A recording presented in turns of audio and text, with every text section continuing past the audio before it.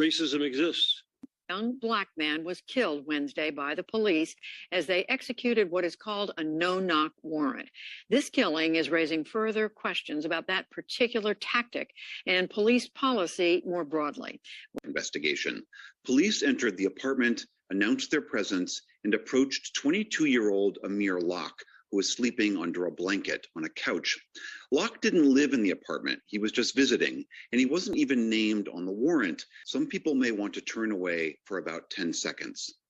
As they proceeded toward the back of the apartment, as you saw in the video, there was a couch, and you can see that there's a form under a blanket or a comforter that begins to rise up. The officers were approaching. They were giving commands to show your hands, show your hands. And as they got close, you can see, along with an individual emerging from under the blanket, the barrel of a gun. I'm not a threat. I don't have a gun, okay? Don't treat me like I'm a threat.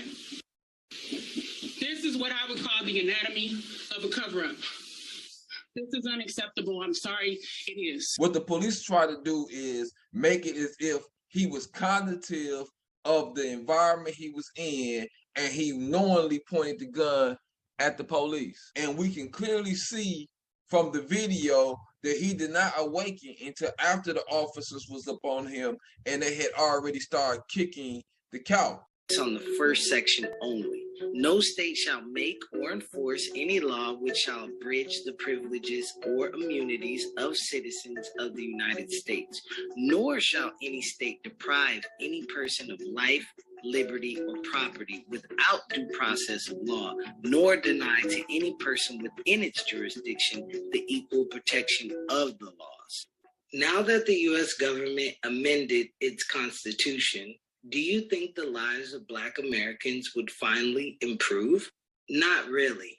Seems to run headlong into the Second Amendment, which grants the rights of people to have guns to defend themselves. I mean, if the police suddenly appear in your home and you don't realize you're in the middle of a sleep, as it seems to be in this case, I mean, there seems to be a real conflict there. What he doesn't know is that at this time, a hastily assembled team of narcotics officers is about to raid Taylor's home across town.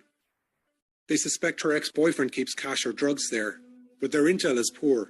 They don't know she has a new boyfriend, and they think she lives alone. When 7 officers begin the raid at 12:40 a.m., they notice the lights are off, except for the flicker of a TV in a bedroom. The light on the bedroom, the TV. I remember seeing it lit up blue when we pulled up. Suggesting they know where Taylor is. In less than 3 minutes, she would be fatally shot. In fact, one gun rights group, the Minnesota Gun Owners Caucus, released a statement saying that Amir Locke would